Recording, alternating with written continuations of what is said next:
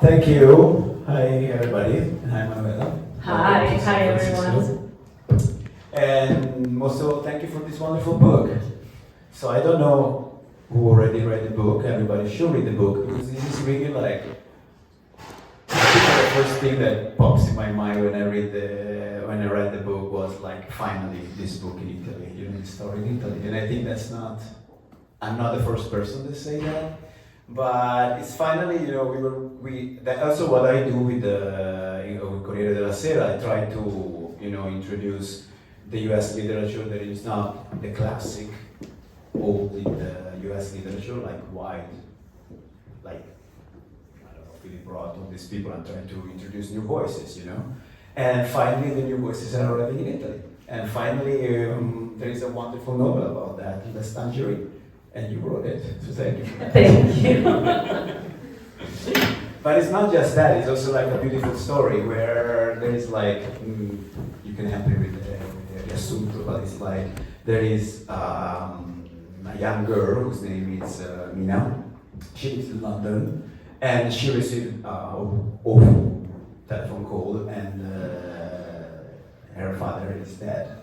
And so she flies back to the south of Italy. We don't know exactly where, right? In the south of Italy. Yeah, it should be Calabria or Yeah. Sicily. Yeah. The reader can decide. But a small town. Yeah. And so she's introduced from London. She's flying back to what was her past, and she has to confront, first of all, the death of her father and her mother, whose name is Berta. And she's not mom, she's Berta, and she's a very distant mom. She's not a mom from the south, the classical Italian mom from the south. And her sister, older sister, Yeah. whose name is Aisha. I'm Yes. terrible with names, sorry about that. Who stayed there. And then she has to, confront all her life. And in London, she had this very kind of Instagram life, right? Or Yeah. walk life. Exactly. Yeah. And she was living with this. Yes.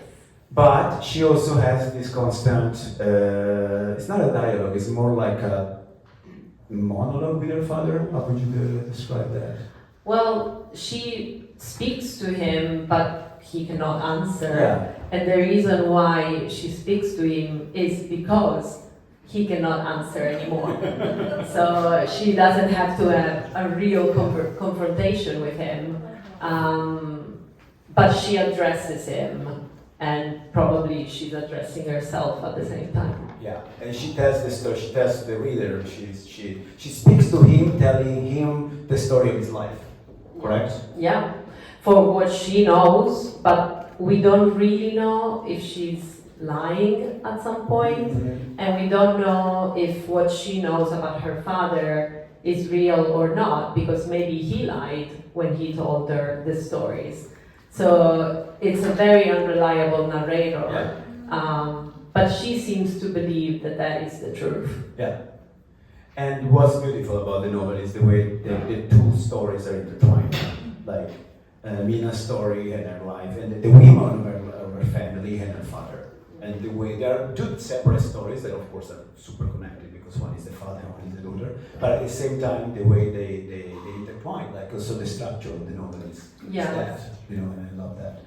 But let's go back, maybe if you're okay with that. Let's go back maybe to the first thing that I was. Is my accent okay? Am I speaking too fast? Like, tell me if I'm sometimes terrible at that. But like, what was struck to me a lot in this novel is also because I'm clearly Italian and I live in the US, so I have a constant confrontation about on what it is like to speak about what in the US is called people of color. Mm-hmm. And in Italy we don't use the same. We don't use that because persone di colore it doesn't work in Italian. But here. And maybe I'm wrong, but that's what I know, But like everybody tells me, people of color are everybody who's not white, basically.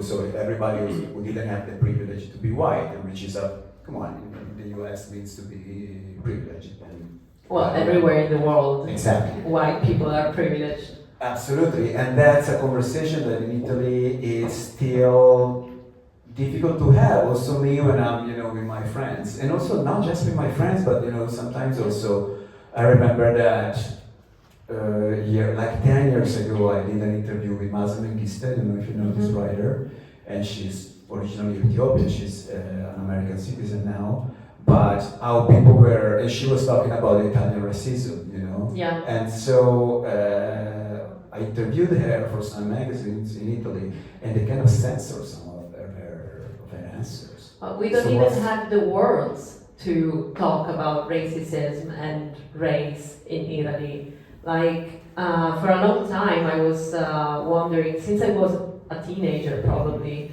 or even before, after the Twin Towers fell, because my dad is Moroccan and he's Muslim, and so from that point on, I was wondering, you know, what it means to grow up as the daughter of a Muslim man in a world that believed that he was a terrorist, basically. And my mom is Italian, so now I know that like I can define myself somehow as mixed in English, but there is no such word in Italian. I can say mista, but it's not something that you really use.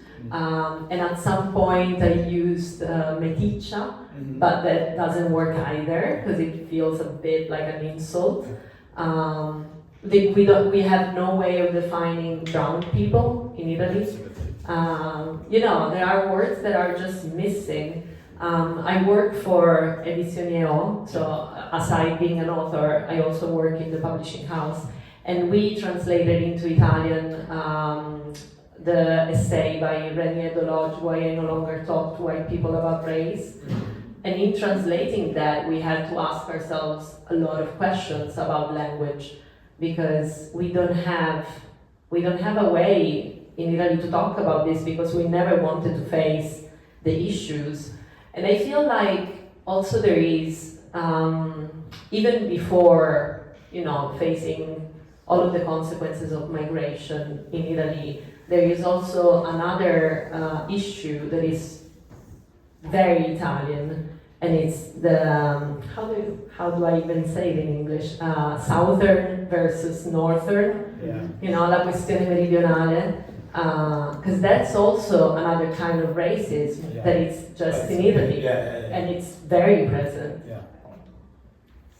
Yeah, and I was thinking while you were talking that also like it's in Italy still. I mean, it's still I guess in the U.S., but like there are a lot of Italian people that react weirdly, like white Italian people, and that react weirdly, like they say, "I was used not to define myself. You know, why do I have to define myself now?" And that's the point.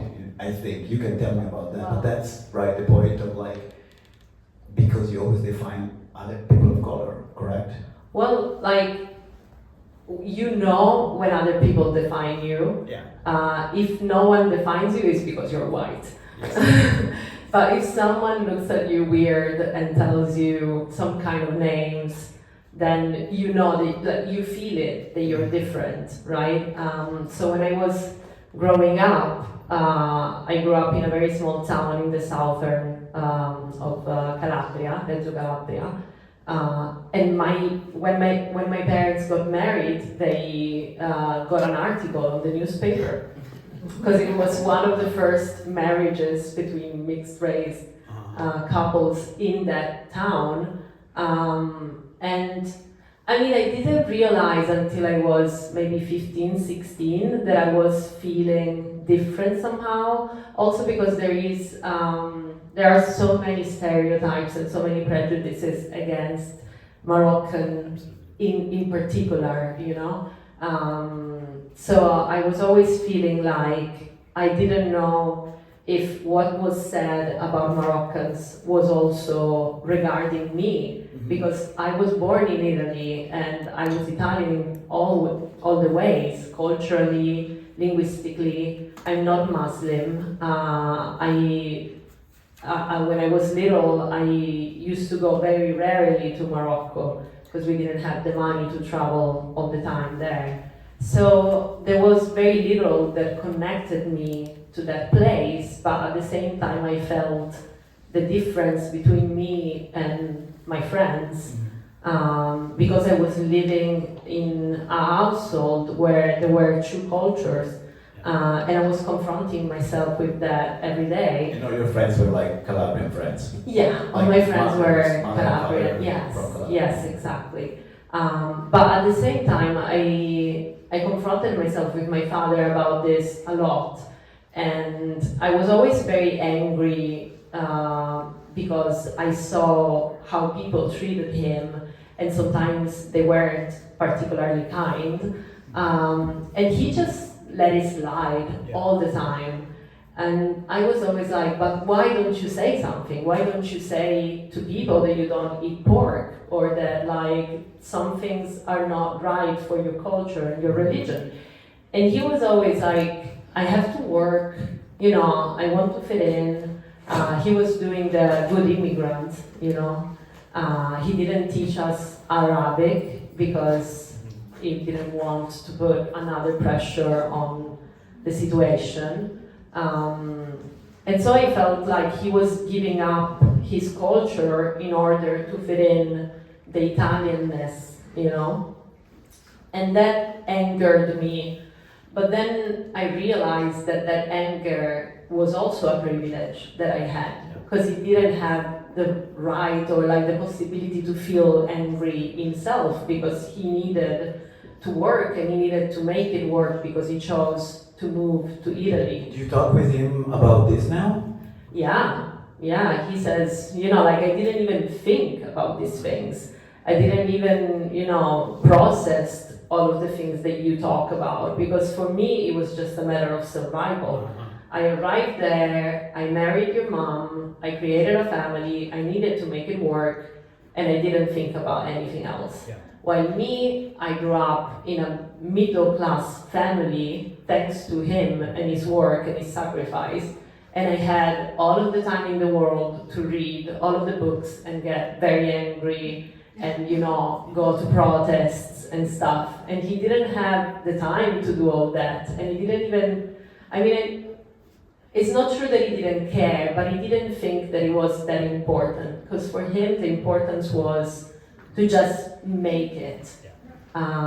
So there was a huge difference between me and him in this, and the difference is in privilege, basically. And when I realized that, I started writing the book. Yeah, because like the story of the father in the book of the novel Omar, right, is actually of a guy, of a young kid that wants to come to Europe from Morocco. He arrived to Tangier, if I pronounce it correctly. Yeah. And then he finally arrives to Europe, and then he finally arrives to Italy. And so I guess that your father faced something very similar to what Omar experienced. Yeah, in many ways, Omar's character is based on my dad's experience. And he was the center of the book at the beginning. So I started writing it, thinking about it as a coming-of-age story of Omar. And I started writing in first person on Omar's perspective, thinking that the novel will begin and end with him, you know, and see him through his moving to Europe. And then the more I wrote, the more I realized that I couldn't really handle the first person in Omar's perspective, because I didn't know what it felt like to grow up in the 60s in the outskirts of Casablanca. I don't know what it feels like to believe in God, because I'm an atheist, so I don't know what that feels like. And I felt like it wasn't my place to give that, tell the story from that perspective, because it wasn't mine, and I didn't earn it in a way. So I built the entire other characters and Mina's stories in particular to try to explore all of the differences between him and other kinds of migrations that were more similar to my experience. Which is what we define the expat, right? Exactly. So the difference between immigrant and expat, with Mina moving to the UK even though I lived in London for a while, so I had that experience, but my experience was much more easy in a way than Mina's, because I went to work and I was having my dream job, and I was doing the life that I really wanted to do, and I was supported by my family financially. So I was very lucky in many ways when I lived in London. While Mina goes there without any money, she doesn't know the language. So her experience is also different from mine. And to me, like my reading my book, reading the book, and correct me if I'm wrong about that, but my feeling is that Mina moves to London. She goes to this place, but she does. I mean, she wants to escape the south and the small town and everything in her family also, and maybe her mother too, right, Berta, who is very distant and everything. Maybe we will talk about that later. But then when she's there, she doesn't really do what she really loves to do. She doesn't even know what she likes to do. She has a conversation. What's amazing, I think, in this novel is that the dialogues are the moments. There are many dialogues with, of course, a lot of characters, also, of course, with a lot of people. And there are always the dialogues when the vulnerability somehow comes out. And at the same time where the storytelling, not the storytelling, but the ideas change, where the characters develop in a way, right? Well, I worked really hard on that, so I'm happy that you appreciated it, because I felt like Mina's perspective in the book is very manipulative. Yes. So she tells the reality that she wants to tell. And we see many characters through her eyes, and we don't know if they are the way that she describes them, but that's the only way that we can know them from her perspective. And the only way that we see another reality, maybe an alternative to what she sees, is when she talks to other people, because there is an opposition there is a contrast. And so the vulnerability comes out, but also the truth maybe comes out in her conversations with Aisha, or with Nazim, or with Rashid later. With Liz, her friend. Or with Liz as well, yeah. She really sorry, interrupted. No, it's, I was saying, like, Liz is an example of that, because she describes her as grotesque, basically, because Liz is, she's her friend in theory, but they basically hate each other.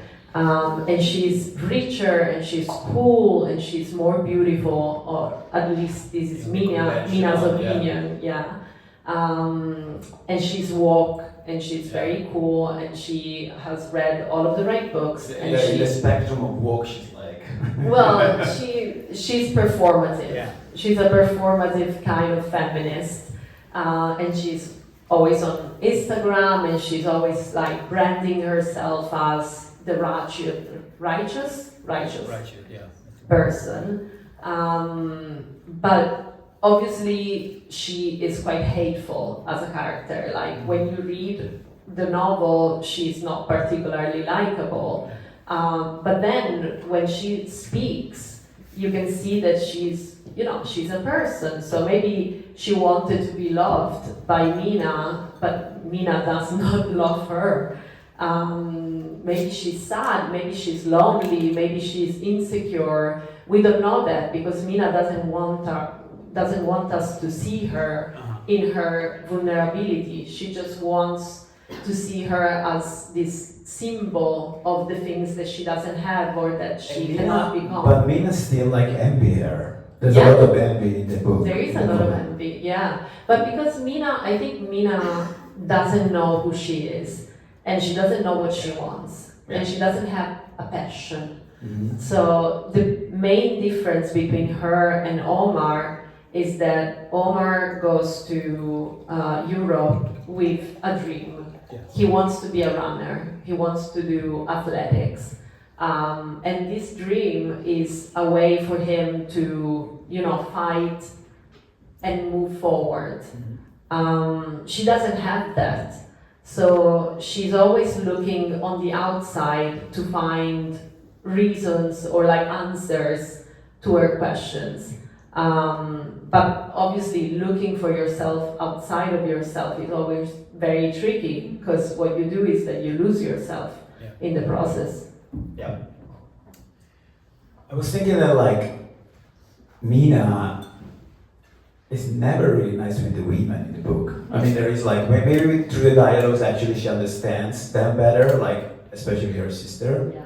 But she has like her father is a hero, a hero, right? With an N, I never know. But actually we never hear the father voice, because we always hear the father, Omar's voice, the father's voice through Mina's voice, and so it's kind of like she has this fantasy of the father, I don't know, and that she's upset because she didn't spend time with him, she didn't spend enough time with him, and she's upset because he left, because he died, he passed away, and she didn't have the chance to. She left first. Exactly, but yeah, that's what I was trying to say, that she doesn't realize that actually she's the one that left, and her father was okay with that. Well, she did what he did. Yes. And one thing that I thought was heartbreaking, and I didn't know if it was right to write it that way, but then in the end I just left it as it was, but I still think about it, is that apparently we don't know everything about Omar's story, and we don't know if what Mina tells us about him is true. But one thing we know is that he never went back to Morocco, never. So he never saw his family again, he never saw his brother again, and we don't know why. We don't know why he never came back.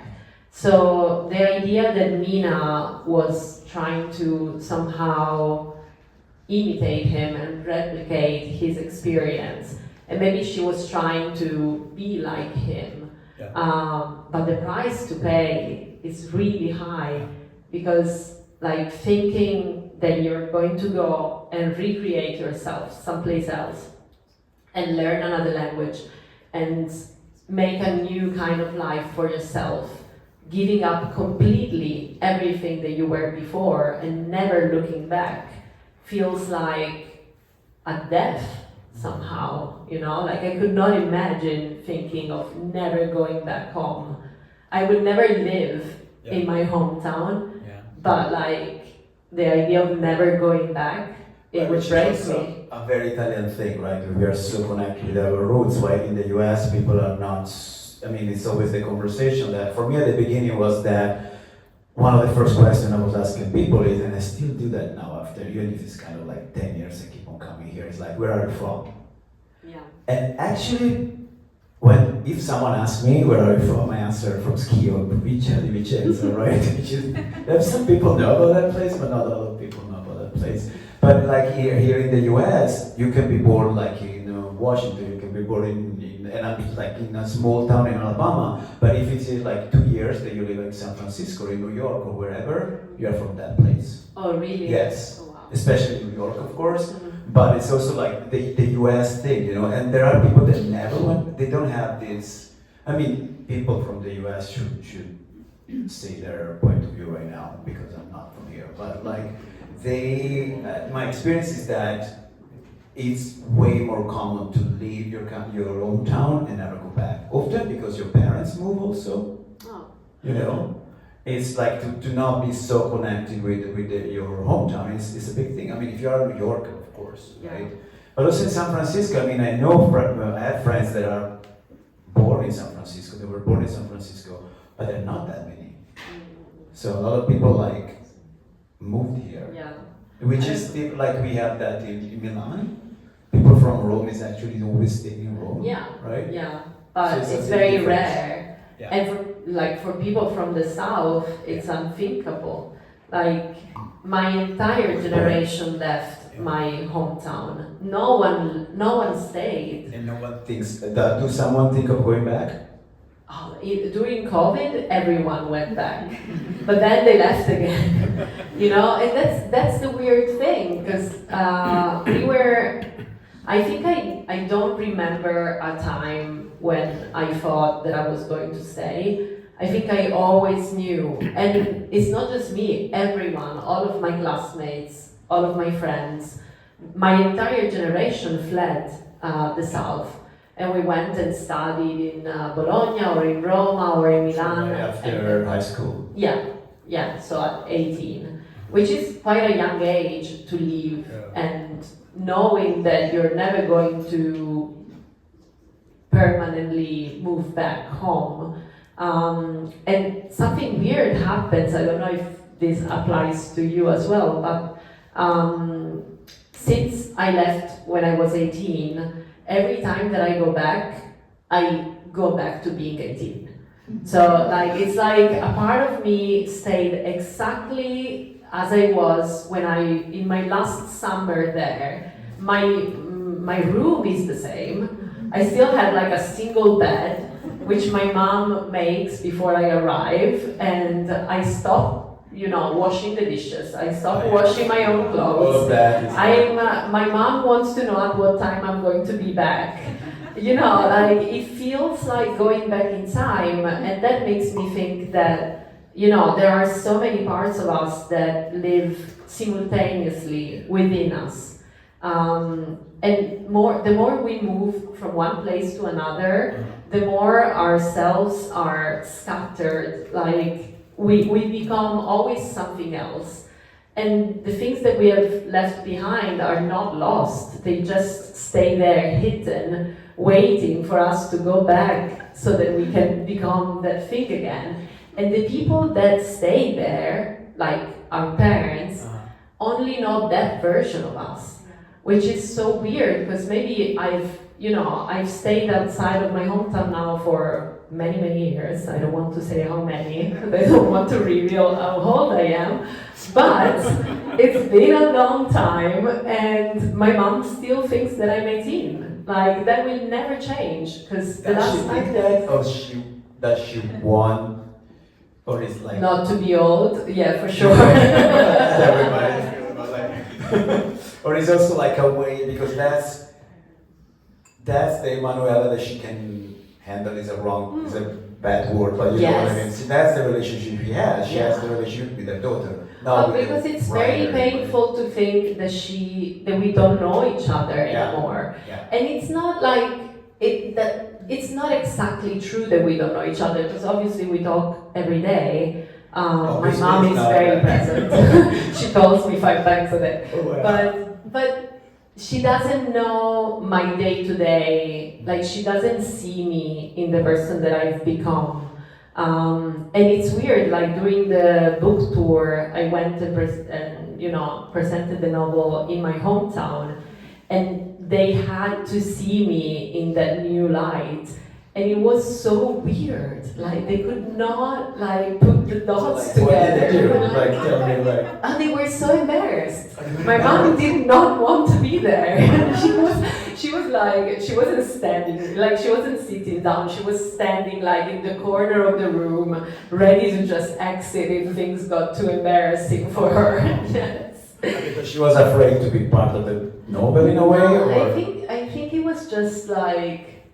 She was witnessing me being grown up and professional, and that like was too much for her. Yeah. My dad was fine. My dad was fine. Yeah. That's interesting. I have a different experience. First of all, has anyone read the book? Is there anything that you would like to, feel free to please, everybody feels free. Even if I say something terribly wrong, please correct me. I was thinking that there's also like talking about immigration and movements and everything. There's also like, we talked about expats, we talked about immigration, but you also touched the point of the refugee people. Oh, yes. Right? There's a character who is like, he works for an NGO, and which of course in the south of Italy is a big part of life, yeah. right? Yeah. So can we? Yeah, because there are so many different reasons why people move. Yeah, I wanted to talk about how migration works in the south of Italy because it's such a big part of being in that territory, especially if you're from Sicily or from Calabria. the boats arrive there. So I was used when I lived there. Sometimes they arrived, and so maybe you would have like people staying in the school's gym for like a couple of days. We didn't have any kind of structure. Now it's a little bit better, but not that much. And so it was a part of our reality, but I always had the feeling that the way to welcome, the way to help the people that arrived was always kind of self-organized and kind of improvised. There wasn't a lot of help. But there is this idea that I believe in, and I think that my hometown and like people from the south believe in, that there is a law of the sea. We call it la legge del mare, the law of the sea. You know, you have to save people who are at sea. Yes. And that is like the first rule, and everyone stands by it. What happens afterwards is the issue, right? So, like, as long as you need to intervene for an emergency, everyone is there, and there is a lot of solidarity, and there is a lot of humanity in that. But then, whatever happens afterwards, no one wants to think about. And I was very inspired by the experiment that was done in Riace, you know, Mimolo Lucano. There are so many, just because we were talking about it before, everyone leaves, all the young people leave these towns.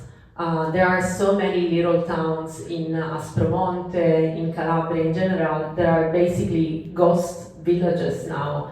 No one lives there. And so there are some experiments in repopulating these towns with migrants who can, you know, stay in the houses that were empty before and can start little businesses and can spend the money and can restart the economy of that entire territory. And it's been done and it has worked, but obviously it was extremely ostracized by the governments, like, all of the governments, left and right. I want to talk about also like who are the people that actually goes to the Tangerinn bar. The Tangerinn is the bar that the father opened in the town. And can we reveal that or not? Like that he asked to the I don't know what you're talking about. I can't remember my own. But like it's taxpayers. So, no, I think that we can stop me if I'm saying something. Okay, like what his dream is that the daughters will take care. The daughters will take care of his bar, and actually the bar is named after the one in Tangier, correct? Tangier, yes, which has a connection with San Francisco actually. Yes. Yes. Because Tangerinn was a hotel and a bar in Tangier that was very much frequented by Allen Ginsberg and William Burroughs and the big generation when they were in Morocco. Because there was a time in Tangier, I think in like between the 1930s and the 60s or something, where Tangier was basically an international zone. Because the English and the Spanish and the French were all fighting to get it. It was obviously a key port on the Mediterranean, and they couldn't figure it out how to like decide who was going to put their hands on it. Talking about colonization, and so they decided that no one was going to get it, and it was going to be just a neutral international zone. And so there was no law, basically, and a lot of drugs, a lot of prostitution, everything was possible there. And so obviously the beatniks were all over it for a while. There are these pictures of Kerouac with barrels on the beach. Barros wrote a lot about here.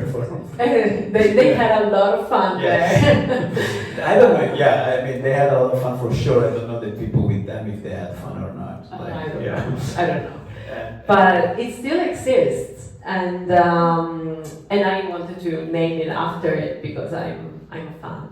So there's not a little bar in the south of Italy that is also called Tangerinn? Oh, I wish there was. No, there's not. I completely made it up. It's wishful thinking. Maybe now. Maybe I can start. Yeah.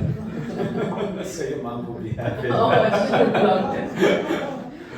And actually, I wanted to read this little part, and I'm going. Maybe I should have been a better moderator, but I wanted to. Maybe you can. Do you want to read the 3 lines from the You English? should make me read in English. Oh my god. And just because it's I'm the going part. to be really bad. I was talking about this. What we were talking before. You know, I think okay. that's Yes.